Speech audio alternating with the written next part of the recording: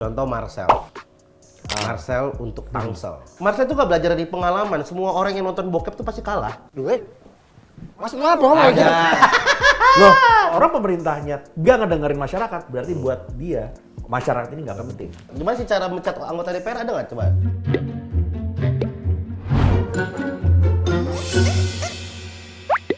Selamat datang di POV Cameo Project, masih bareng sama Gianluigi dari komisi.co. Yes. Dan Bapak Gahar Pratomo dari...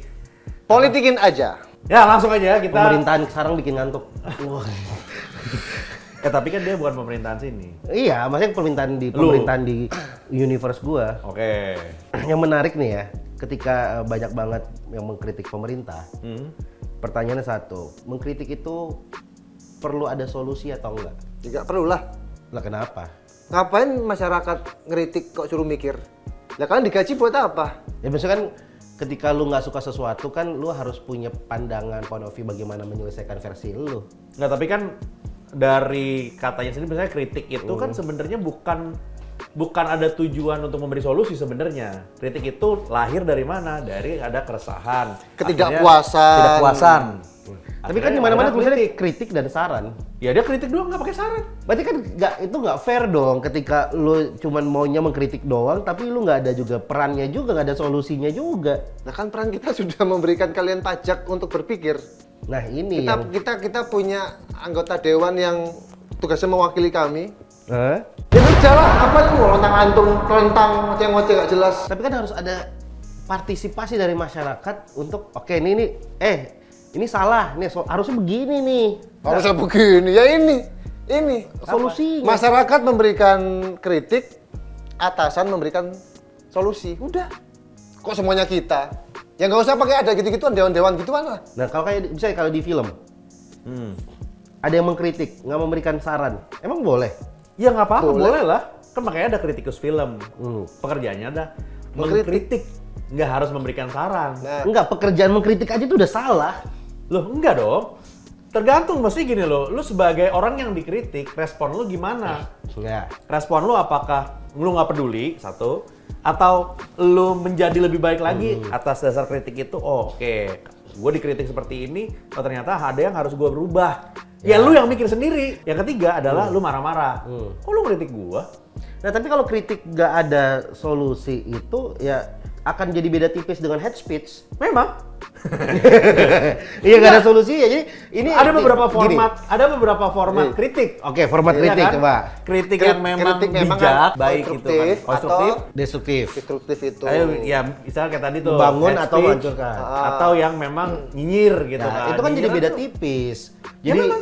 jadinya orang nggak bisa melihat bahwa mana ini membangun, mana ini emang nyari celah buat ngatain aja. Enggak, kalau gue ngeliatnya gini, kritik itu hanya mengemphasize, menebalkan, membesarkan suatu kekurangan yang memang orang yang punya kekurangan itu nggak bisa lihat. Ya. Yang sebenarnya udah obvious banget, udah kelihatan banget ini kekurangan lu loh. Nah, Tapi dia nggak bisa lihat, akhirnya dikritik supaya orang lain lihat. di pemerintahan Pak Jokowi, menurut gua itu bukan anti kritik. Tapi Banyak yang bilang kan anti kritik. Enggak, menerima kritik tapi dengan saran dong, dengan solusi dong. Menurut saya pemerintahan yang luar biasa itu yang kalau dikritik langsung bisa memberikan solusi. Udah, karena itu yang dibutuhkan masyarakat. Nggak usah pakai ribet, nggak usah pakai bulet. Jawab aja, beri kami solusi. Tapi gini, oke, ini coba ya, ini ada di internet, di media sosial lah. Berarti suara seorang yang mengerti masalah sama suara orang yang nggak mengerti masalah akan sama jadinya poinnya. lo kalau emang poinnya sama ya nggak apa-apa dong sebenarnya. Dia walaupun dia nggak mengerti masalah. Masalah itu kan sebenarnya terlihat. Nah, jadi juga ada jenjang pendidikan loh, ada jenjang pendidikan, background dari masing-masing orang itu kan sangat mempengaruhi kritikannya gitu loh. Dan ini menurut gua nggak fair ketika lu nggak menyertakan solusi, karena solusi itu yang bisa memperkuat pandangan lu kenapa lu mengkritik. Gini ya, orang yang mungkin mengerti masalah tersebut sama orang yang hanya baca media sosial tiba-tiba nge-tweet, wah nyusahin rakyat lu. Poinnya akan sama, nilainya akan sama kritikannya kalau nggak ada solusi. Kalau nggak ada solusi, ini akan menyamaratakan semua pemikiran manusia. Padahal semua manusia, setiap manusia punya pemikiran yang berbeda-beda. Oke, kita balik lagi ke masalah solusi itu harus ada di balik kritik ya. Tapi solusi itu bukan tanggung jawab orang yang memberi kritik. Oke, Bukan tanggung jawab. Ya. Dia tidak diharuskan punya solusi untuk bisa mengkritik. balik lagi tadi. Bagaimana membedakan suara orang yang lebih mengerti atau misalnya punya pemahaman yang lebih baik daripada yang enggak? Apa yang akan memperkuat itu kalau nggak ada solusi? Ya kan bisa juga kayak gini nih. Orang yang paham belum tentu pengen kritik. Ya. Ngapain orang yang nggak ngerti ngeritik nggak dibolehin? Karena rata-rata yang mengkritik itu yang nggak ngerti. Belum tentu. Iya, belum tentu. Memang kalau misalkan orang yang ngerti itu nggak mengkritik. Ya, belum tentu Itu juga kan pilih kasih. Anggap aja nih orang yang nggak ngerti ngasih komplain, dibilangnya ngeritik. Tapi orang yang ngerti saat ngomong dibilangnya, oh itu memberi saran. Kan pilih kasih namanya itu. Ya sama juga. Ketika nggak boleh mengkritik nggak pakai solusi atau nggak ada dasar yang terlihat, ini kan sama kayak ketika ada beberapa kelompok yang bilang bahwa wah ini di Indonesia kayak gini, yang intelektual akan memilih cara berkampanye yang diskusi, yang tidak intelektual akan memilih kampanye yang joget-joget. Yeah. Nah itu kan Padahal kan lebih bagus cuma ngasih janji ya. Nah, di kampanye aja ada pernyataan seperti itu, apalagi dalam kritik. Berarti kan ada dua kubu, anggaplah ada intelektual dan tidak intelektual. Bagaimana lu bisa mendengar dua-duanya kalau nggak ada point of view yang mendukung lagi gitu loh. Gini, semua orang bisa mengkritik tapi nggak semua orang punya cara untuk menyelesaikan. Betul, Nah, gua itu setuju kan itu. itu akan memperkuat dari kritikan lu gitu loh. Kritikan ini Solusi itu boleh, tapi bukan kewajiban ya. Saya boleh, setuju itu. boleh tapi bukan Kewajiban. kewajiban. Jadi kalau saya mau ngeritik, ya kalau saya mau ngasih saran, kamu bersyukur. Kalau enggak ya jangan ngarep. Boleh dong? Boleh. Iya, benar. Berarti kritik juga boleh nggak didengar dong. Ya harus lah. Tunggu, kritik kalau menurut gua harus didengar. Nah, tapi kalau misalkan dia tidak berbuat apa-apa lalu Nggak apa-apa dikritik juga. lagi, Nggak apa-apa dikritik juga. lagi nih. Jadi harus terima kritikannya karena dia nggak berbuat apa-apa. Ya, kan ada yang bilang kalau ada pepatah motivasi bahwa kesuksesan itu bukan ditentukan oleh kritikan orang lain, pendapat orang lain, tapi ditentukan dengan jalan kita sendiri. Berarti kritikan nggak perlu didengar juga nggak apa-apa dong. Nah, gini, kalau misalkan lu harus tahu, kalau misalkan ada orang mengkritik nih, itu tidak bukannya nggak ada ujungnya ya. Jadi lu akan ada konsekuensinya, konsekuensi terhadap apa yang lu lakukan berikutnya. Ya, ya. Ya kan, misalkan gini, ada orang yang kerja di satu perusahaan, lalu atasannya bilang, badan lu bau, gua nggak mau badan lu bau. Oke. Berikutnya, dia itu dikritik tuh sama atasannya. Ya. Atasannya nggak harus kasih solusi, karena cuma lu doang yang tahu cara memperbaiki itu. Kalau makhluk yang ini nih, yang bau ini nih, nggak juga nyari solusi buat diri juga boleh juga dong. Boleh, tapi atasannya kalau misalkan gua udah kasih tahu sekali ya, Oke. Ya. gua kasih tahu 2 kali nih, badan lu tetap bau. Lu besok balik lagi badan lu bau, gua pecat. Nah, kalau lu tetap datang dengan kondisi yang bau tanpa melakukan apapun, konsekuensinya adalah lu dipecat. Paham nggak maksud gua? Iya, paham. Jadi lu dikasih tahu kritik sekali nih, dar. Oh, lu nggak apa-apain. Ya kayak gitu. Ujungnya kalau misalkan lu di demo, lu diturunkan, lu karena lu nggak dengerin, jangan salahin. Karena itu konsekuensi dari tindakan lu setelah lu terima kritik. Kalau gue bilang gini, masalahnya yang dikritik pun belum tentu punya pemahaman yang sama. Yang dikritik. Yang man bau tadi tuh, mungkin di otaknya emang nggak kepikiran. Ya sama kayak yang di DPR kan, maksudnya dikritik terus, tapi kan mungkin mereka merasa nyaman-nyaman aja gitu loh. Nah, ini gua bukan berteori ya, gua akhirnya menyimpulkan dari sini doang ya misalkan. Tindakan dari orang yang dikritik itu, ya, tindakan berikutnya, ya. setelah dia terima kritik, Ya. tindakan berikutnya adalah itu mencerminkan seberapa yang mengkritik itu penting untuk yang dikritik, seberapa pentingnya. Sekarang gini, Ya. kalau buat yang dikritik itu orang yang mengkritik nggak penting, dia nggak akan dengerin. Bodoh amat, gue nggak dengerin, lu nggak penting buat gue. Saya gini, oke lah itu bau badan, nggak bisa, ya susah. Oke, solusinya sebenarnya gampang sih, tapi let's say telat. gue kritik lu karena lu telat. Ya. Lu telat, lu besok kalau lu telat, lu gue pecat. Oke. Kalau yang ngomong itu nggak penting buat orang yang dikritik, oh ya nggak apa-apa. Ya, make sense. Gue telat aja nggak apa-apa, lu nggak penting buat gue. Tapi kalau penting, aduh, lu nggak bakal telat. Berarti, misalkan kalau kita pemerintah dikritik oleh masyarakat. Masyarakat kalau nggak penting. Iya, kalau dia nggak ngedengerin, balik lagi, nggak semua orang pemerintahan kayak gitu ya. Iya. Tapi kalau orang pemerintahnya nggak ngedengerin masyarakat, berarti buat dia masyarakat ini nggak penting. Nggak apa Anda tepuk tangan? Tepuk Kenapa? tangan. Ini. Kenapa tepuk tangan Anda? Saya tadi juga pengen ngomong kayak gitu. Nah tapi kalau gue tetap bahwa satu nggak penting, yang kedua emang kemampuan dari yang dikritik ini nggak ada. Oh berarti dia nggak capable untuk Iya, memperbaiki Itu dia tadi maksud gue, ya. atau Karena memberikan solusi juga. Jadi kan harapannya adalah ya kamu dong, kamu Memberikan kan yang solusi. menjabat, kamu nyari solusinya, aku kan kritik kamu doang. Nah kamu cari solusi. Masalah kan dia aja nggak punya kemampuan untuk itu. Terbukti kan kalah kan waktu itu kan. Iya. Maksudnya yang sana gitu kan. Nunjuk ke sini dong. Iya maksudnya ini kan cuma kasih tahu doang gitu loh. Berarti emang nggak punya kapasitas untuk menyelesaikan masalah itu. Ya udah konsekuensinya berarti dia akan diganti. As simple as that. Misalkan gini, oke, gua ambil contoh yang lain. Misalkan ada seorang desainer, graphic designer. Bosnya bilang, "Gua mau bikin lu yang bagus logonya." Ternyata keluar kok jelek. Gua kritik nih. Ini jelek kenapa nih. begini? Lu ya harus lebih taste, lu harus lebih bagus lagi. Lu bikin lagi yang baru. Tapi nggak dikasih solusi kan? Iya. Ya kan? Dikasih, kok jelek lagi? Ya gua pecat. Emang Emang nggak capable. Gua akan cari orang yang capable. Nah untuk bisa di nggak situ. itu terjadi di sebuah sistem pemerintahan? Harusnya bisa Di dong. DPR gimana? Karena gue nggak pernah tahu tuh gimana sih cara mencat anggota DPR, ada nggak coba? Ada nggak caranya? Cuman bisa nggak dipilih lagi ya? Iya.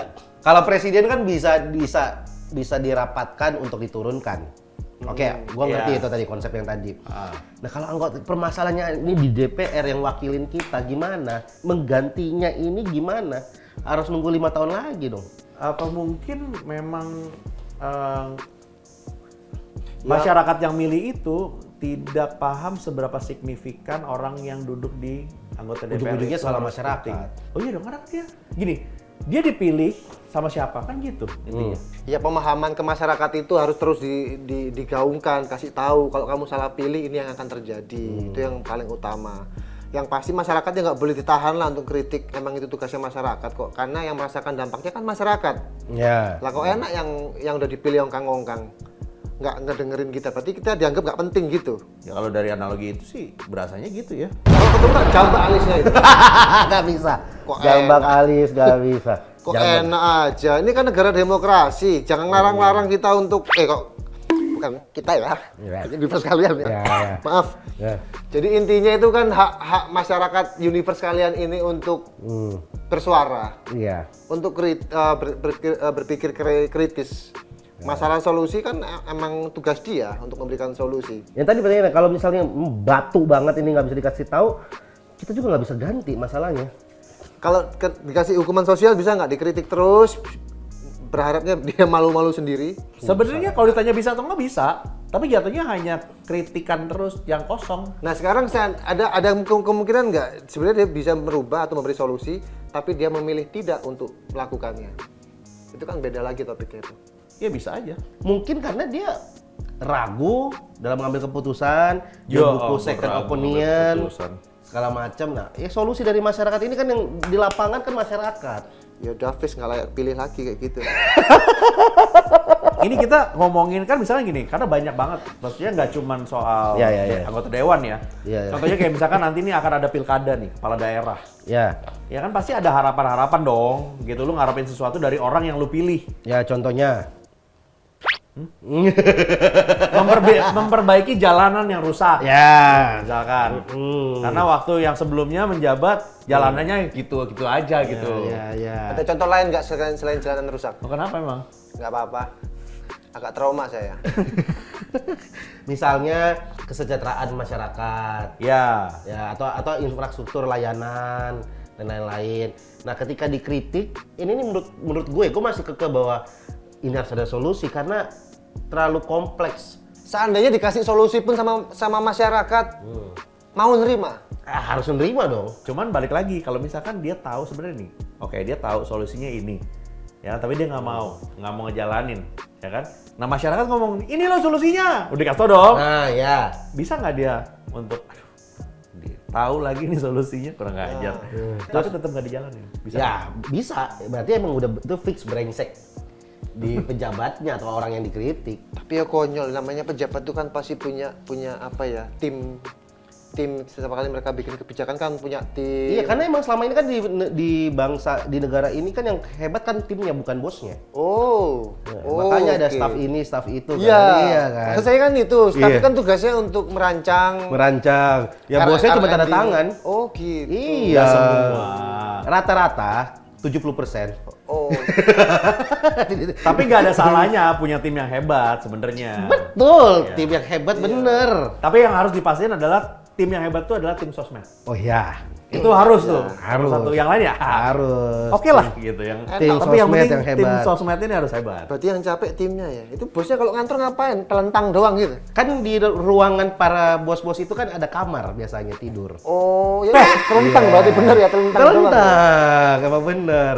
Iya. Nggak, Kata orang kalau di ruangan Ya, kalau- bos-bos itu ada oh, kamar katanya. lagi. Katanya. Nah, kalau menurut gua mereka dari titik itu udah pasti hebat lah, pinter lah. Pasti.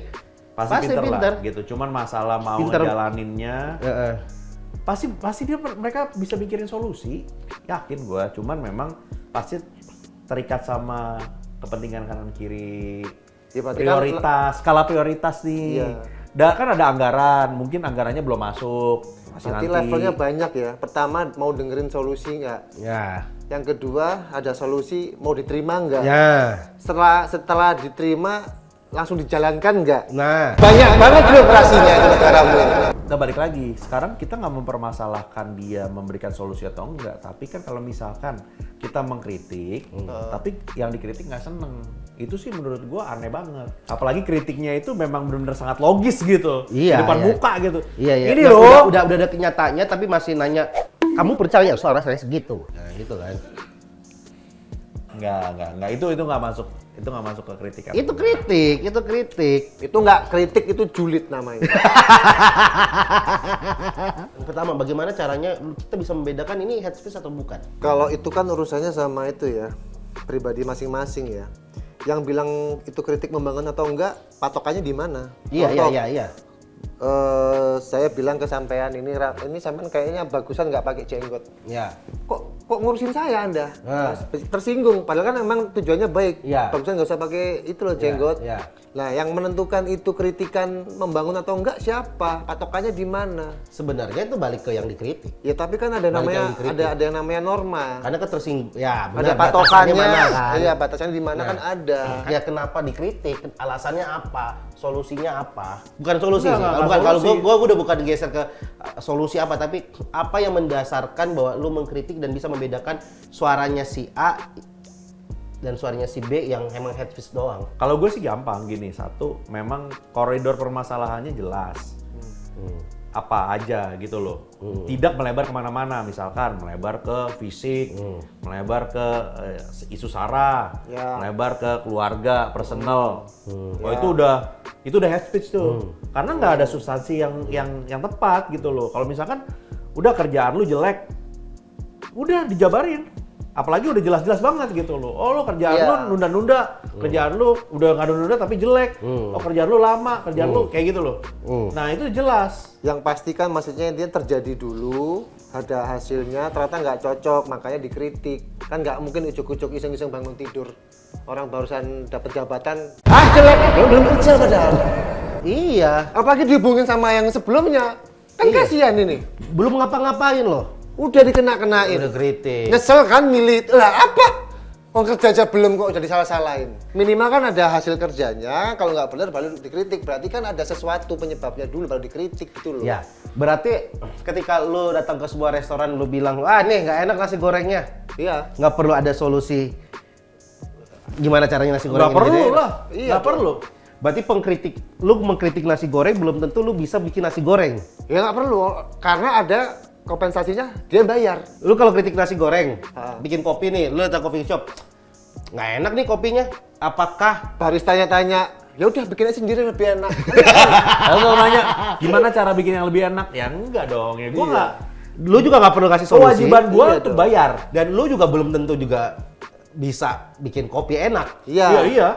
Nggak harus bikin Nggak enak harus. juga. Iya, mengkritik nasi goreng kan belum tentu lu bisa jadi tukang nasi goreng kan. Betul. Iya. Nah, oke. Berarti kan kita sepakat lah, kritik nggak perlu ada solusi. Iya.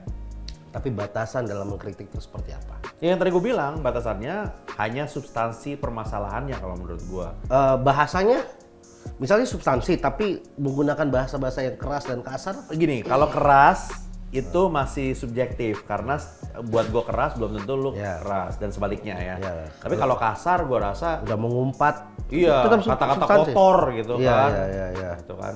Itu menurut gue Ya, enggak lah. ya hitungannya udah bukan kritik itu, lebih mencela udah kalau pakai kata-kata kotor. Oke. Iya. Contoh, kemarin inilah pilkada, bahkan udah banyak nama yang udah bermunculan kan. Iya.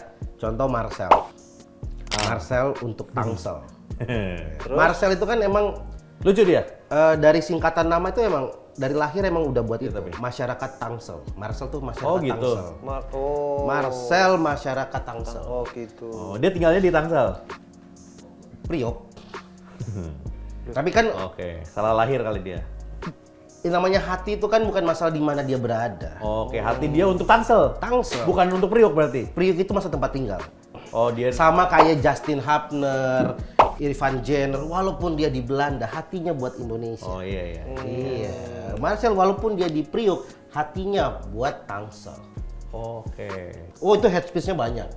Kritiknya banyak. Ya kalau menurut gua gini, kritik itu baru bisa dilontarkan kalau dia sudah menjabat atau sudah ada kerjaannya, Ya. atau dia udah di jabatan tapi dia nggak kerja gitu. Ya. Itu baru bisa dikritik. Kalau misalkan sekarang ini nggak bisa dikritik. Ya misalnya kayak Marcel ngapain sih orang nggak track recordnya nggak ada misalnya, atau wah ini biasanya juga buat setting-settingan ini mau maju, berarti nanti masyarakat digimik-gimikin. Itu kata Nikita Mirzani tadi ya. Kalau menurut gua mungkin yang dikritik adalah keputusannya untuk maju ke pilkada. Berarti harusnya yang dikritik itu bukan sosok Marcelnya. Ya. Gini, Tapi sebagai enggak sih kalau Marcel ya. Nggak apa. Kalau gua ya. Nggak apa. Walaupun temen kayaknya Iya enggak iya, deh. temen juga sama Iya, ya, cuman enggak deh. gini kalau Marcel tuh gak belajar dari pengalaman. Semua orang yang nonton bokep tuh pasti kalah. Maksudnya apa? Ada di tempatku pernah nonton bokep kalah. Gak belajar Marcel tuh dari pengalaman orang. Ya, tapi kan belum tentu. Siapa tahu itu bakat terpendamnya dia. loh, memang yang menang nggak pernah nonton bokep? Setidaknya nggak ngomong. Ya, pokoknya Tapi kalau orang yang kerjaannya itu emang kerja dengan sepenuh hati, tidak akan punya waktu untuk berpikir hal lain selain rakyat. Kalau masih punya waktu untuk nonton bokep, berarti emang nggak bekerja selama ini. Kerja loh dia, Ngapain? komedi dia. Siapa nih? Ini siapa ngomongin siapa? Marcel. Marcel kerja. Berarti bisa dong Marcel walaupun dia nonton bokep. ya Bantu. positif mungkin ikutan kayak gini supaya lebih sibuk biar nggak fokus untuk pengen Ke sana. ke sana. Mungkin dia udah tobat dia. Iya. Tapi pada akhirnya kalau menurut gua bukan Marcelnya yang salah di sini. Yang salah siapa? Yang ngusung. Yang ngusung yang punya ide, yang berpikir bahwa oh ini yang orang nggak suka adalah kok politik jadi dijadiin bahan mainan sekarang akhirnya. Berarti Sebenarnya gue dari zaman pileg kemarin kayak ada beberapa artis yang maju yang ini siapa sih gitu loh. Ini dari track recordnya atau minimal dari pendidikan dan segala macam kayak nggak pas deh. Nggak pas, tapi secara elektabilitas kan bagus Nah. untuk partai. Popularitas di atas kapasitas. Yang Tapi kan kasihan yang dikritik Marcelnya dikritik salah. Kalau menurut saya ya, namanya kritik itu identik dengan positif. Nah, Kritik itu positif. Yang enggak itu adalah hate speech. oke. Nah itu dipisahkan itu antara kritik atau hate speech. Nah yang Marcel dapat itu hate speech atau kritikan. Kalau mau kritik kerja aja belum. Nggak, tapi ada namanya tindakan preventif kan sebenarnya. Sekenal-kenalnya kita sama Marcel, apakah kita benar-benar bisa Mengetahui ada kemampuannya ya? kapasitas untuk tahu nih, oh dia udah pasti tidak mampu. Ya benar. Untuk ada di situ. Itu satu. Ada judge itu kan ya. Ya, nah tapi kan kita bisa ada tindakan preventif dengan membandingkan, misalkan nanti pembandingnya siapa nih, khususnya warga Tangsel ya. Nah jangan sampai kalau misalkan ada orang-orang yang memilih Marcel cuman gara-gara popularitas dia doang, itu salah. Berarti balik lagi masyarakat yang salah dong. Oh iya dong, ya jelas karena kan yang milih masyarakat. Karena lu nggak berpikir, lu nggak mempertimbangkan orang yang dipilih ini bisa kerja atau enggak. Tapi ini menarik. Marcel maju, orang kritik. Ari Kriting mulai maju, orang support, dia membuka diri untuk partai-partai untuk bisa berkontribusi untuk daerahnya. Tapi dia udah pasang baliho di mana di daerahnya. Oh. Dianya sendiri niat, Dia masang sendiri. tapi belum ada yang ngusung. Belum. Oh ya gampangan Marcel kayaknya.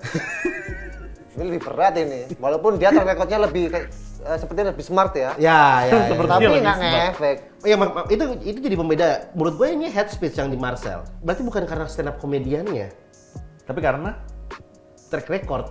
Emang track record-nya apa Hari aja? kritik orang support aja. Komeng semua support Komeng. Tuh. Orang milih orang milih Enggak, Komeng buat kata- karena apa? Milih Komeng karena apa? Macam-macam ya pasti ya.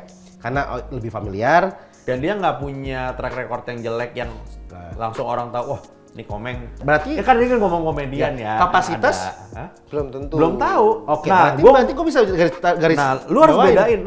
bedain yang satu gini. Satu pilkada, satu kemarin kan, pileg kan. Pileg itu sebenarnya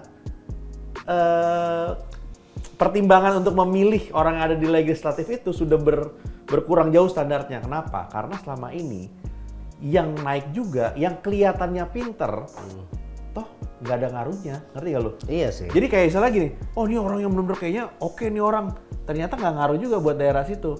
Nah mendingan yang benar-benar terkenal, gue tahu orang ini, pernah nonton dia. Kalau ngomongin yang dipilih akhirnya di pelawak mungkin karena masyarakat tuh kebanyakan capek milih yang orang serius, ternyata solusinya dipecandain. Ya. Jadi mending yang lucu sekalian gitu Nah ya. kalau dibicarain tetap lucu. Siapa tahu hasilnya serius, kita nggak tahu. Oh iya, benar. Tapi pun benar. kalau akhirnya endingnya jawabannya adalah bercanda juga, ya nggak sakit hati banget. Iya, Karena iya. memang begitu. Iya. Namanya Benar. juga bercanda. Iya.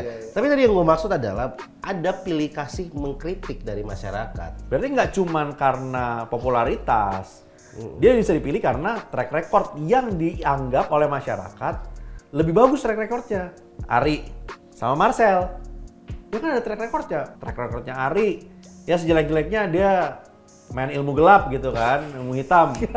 Itu palingan. Nah, kalau Marcel mungkin ada Track record. track record yang jelek gitu loh. Ini udah masalah suka atau enggak masih di masyarakat ya, bukan lagi melihat secara substansinya. Berarti cara berpikir masyarakat di universe kalian itu culun. Nah, Harusnya kan milih yang kompeten, yang bagus. Ini malah milih yang paling viral. Ya tapi kompetensi itu kan balik lagi mungkin karena udah sering kecewa ya, kelihatannya kompeten Ya, tapi ya, ya, ternyata ya. nggak bisa deliver kerjanya dengan baik kayak gitu.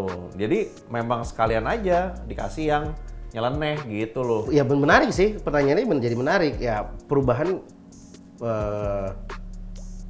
Perubahan yang terjadi, kenapa kemarin yang mengusung kata perubahan gagal, karena perubahan nggak hanya harus ada di pemerintahan tapi di masyarakat juga. Iya, dari cara berpikirnya, makanya ngebedain dulu aja lah kritik sama hate speech bisa nggak?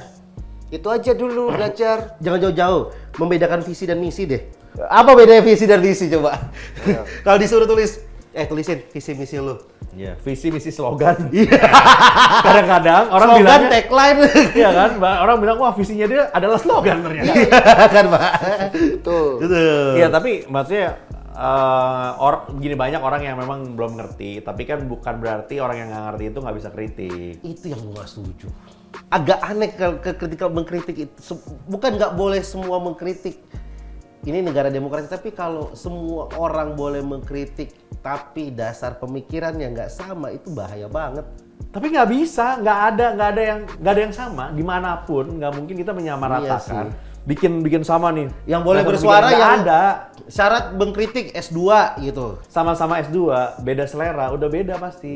Yang satu kritik atau enggak. Orang yang berpendidikan, cara menyampaikannya adalah dengan memberi kritik. Tapi orang yang kurang berpendidikan biasanya hanya hate speech. Nggak bisa, ini gue nggak setuju. Dia nggak peduli, dia cuma peduli nyakitin orang tersebut. Pendidikan itu ya Akhirnya- nggak harus S1, nggak harus. Minimal itu dia tahu norma. Tahu cara berpikir ini benar atau salah. Sesimpel itu ya. Malah gue lebih setuju bahwa pendidikan itu mempengaruhi pola pikir. Ya. Ketika lo memperbanyak bacaan buku lo ngobrol diskusi sama orang, atau mungkin pelatihan-pelatihan yang lain, yang non formal juga, itu akan sangat mempengaruhi pola pikir. Nah, pola pikir itu yang menjadi dasar ketika lo mengkritik. Itu maksudnya. Orang yang ngasih hate speech, belum tentu dia tahu yang dia kasih itu adalah hate speech. Iya. Dia pikir itu adalah kritikan yang biasa. Karena apa yang dia lihat, yang dia baca, di mana? Paling dekat sekarang adalah di sosial media. Adalah bentuknya kayak gitu semua. Jadi buat dia tuh suatu hal yang normal kalau dia ngomong kayak begitu. Makanya kan ada yang nggak sadar, dia nggak, oh ternyata yang gue ngomong ini hate speech ya. Akhirnya kena UU ITE. Kalau itu larinya lebih ke apes ya. Iya. Itu lebih ke bener. Karena contoh banyak konten kreator yang mengkritik suatu pemerintahan, banyak nyebut nama frontal, ngecengin, ngejulitin, ngejelek-jelekin, parah pokoknya ya intinya. Tapi ada juga konten kreator yang memparodikan, Ya.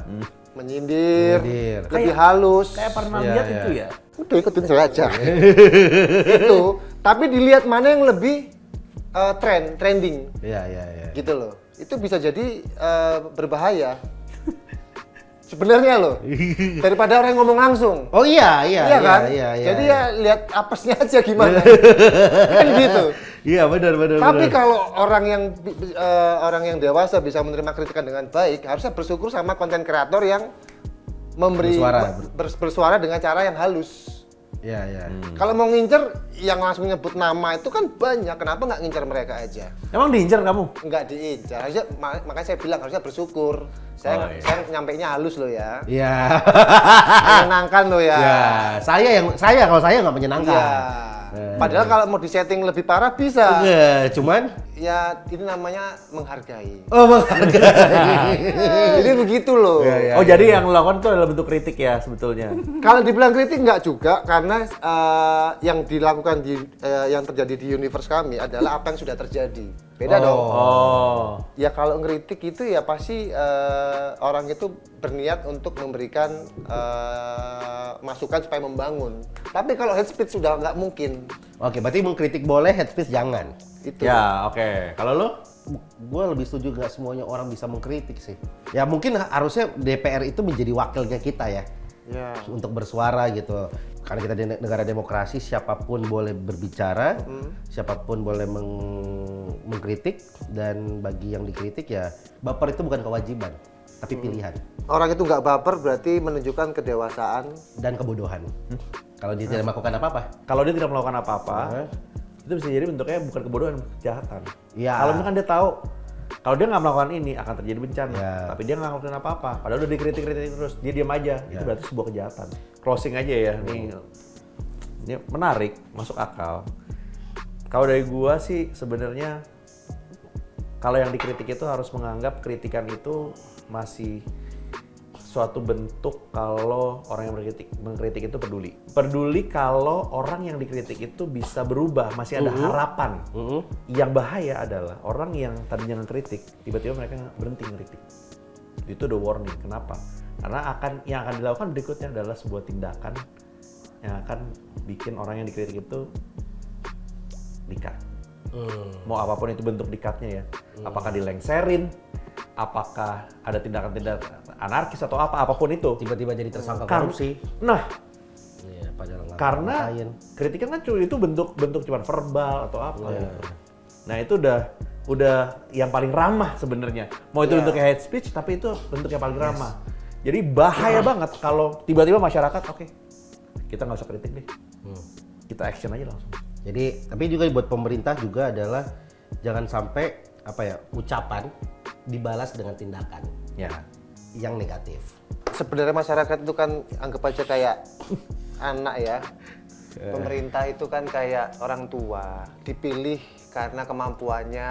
Nah, masyarakat itu ya dididik, dibentuk, diayomi. Oke, jadi kita tutup aja. Jadi setuju ya semuanya ya. Iya. Kritikan itu. Saya setuju kritik membangun, hate speech Jangan. menghancurkan.